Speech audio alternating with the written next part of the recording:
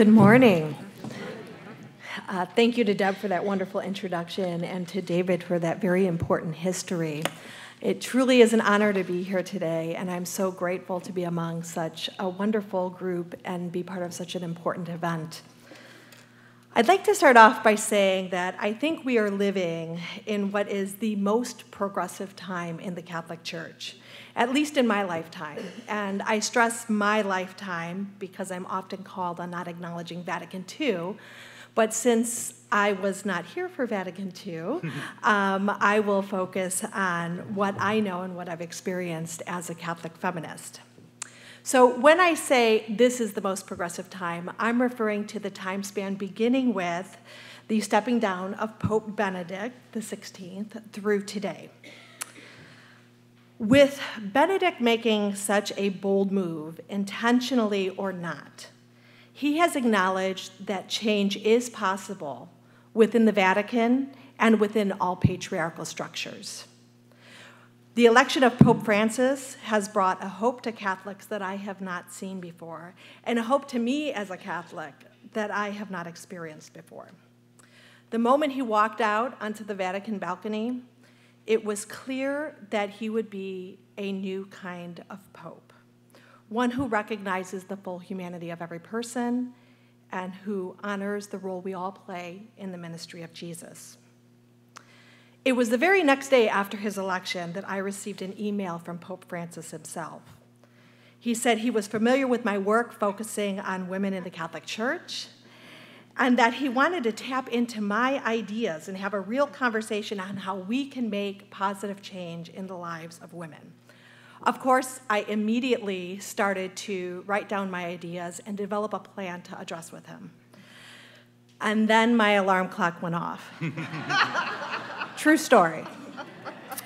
So, since I did not get to share those ideas with Pope Francis, I am grateful that I can share them with you here today.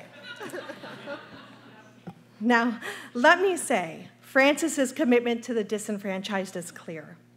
People around the world continue to be mesmerized by his acts of kindness and mercy, his dedication to social justice for the poor, simplistic living, his welcoming message to persons of all faiths, and his proclamation, "Who am I to judge?" is refreshing to say the least. When it comes to women, Francis has made some very important statements and has acknowledged that it is time to re-examine the roles of women in the church.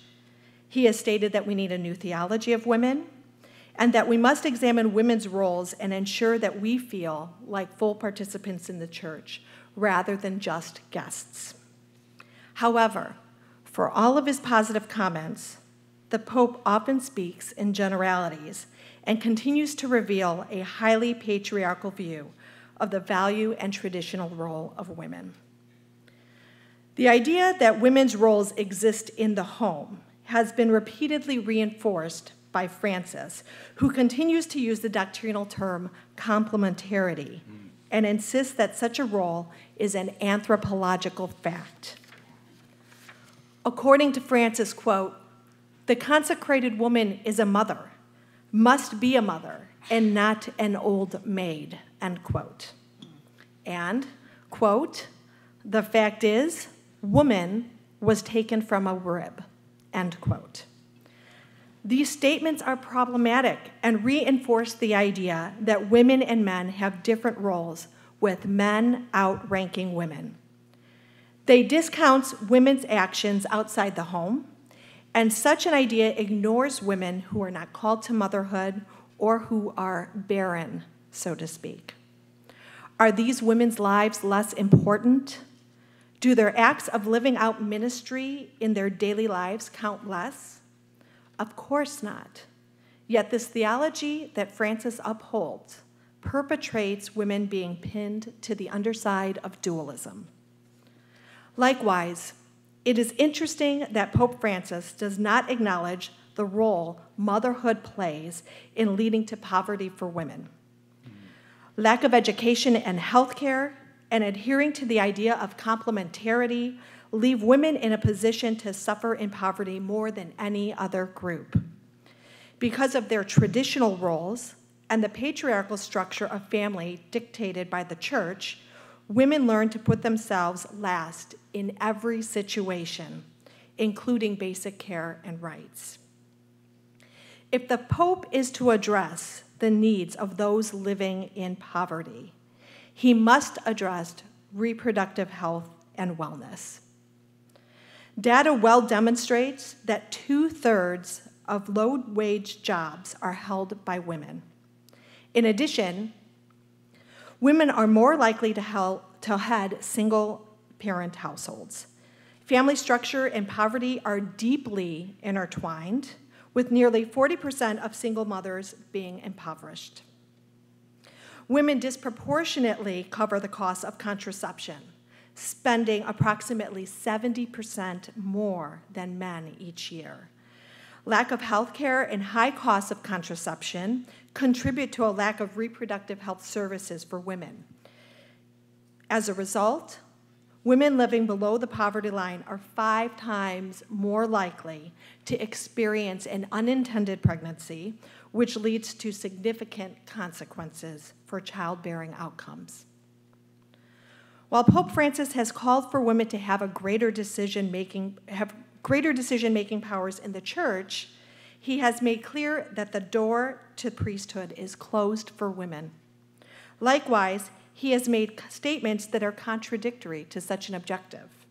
Quote, "It is necessary to broaden the opportunities for a stronger presence of women in the church. I am wary of a solution that can be reduced to a kind of female machismo, or masculinity in a skirt, because a woman has a different makeup than a man. But what I hear about the role of woman is often inspired by an ideology of machismo," end quote. Furthermore, calling women the strawberries on the cake is demeaning and refuses to acknowledge the gifts women bring to the church and the larger global community. I, for one, have to say that I particularly winced at this comment, strawberries on the cake, not what I want to be referred to as. Instead, it highlights the prevailing idea that men are valued for their individuality, whereas women are thought of as adding a feminine touch. Such a statement tokenizes women, and it's unacceptable. Although Pope Francis did bring an end to the doctrinal assessment of the LCWR, he keeps Catholic U.S. nuns firmly under the control of the Church's male leadership by refusing to challenge the status quo on matters of sex and gender. And while pushing back against the patriarchy and injustice can certainly have an impact, it does not change the fundamental power equation. In February 2015, the Vatican held the 4-day conference titled Women's Cultures, Equality, and Difference. Not surprisingly, there were no women at the table. Although women were asked to submit 1-minute videos stating what it is like to be a woman. Now, this process well demonstrates the lack of grace the Vatican has when it comes to anything to do with women. Nonetheless, I do want to acknowledge that it was one of the few times that there was an attempt to include women in the conversation, even though it was done in a very clumsy way. So, where the Pope is truly committed to addressing the damage caused by global capitalism, he is not yet modeling to the world how to preside over an organization or institution that does not subjugate women. There is no doubt that Pope Francis is making advancements for the Church.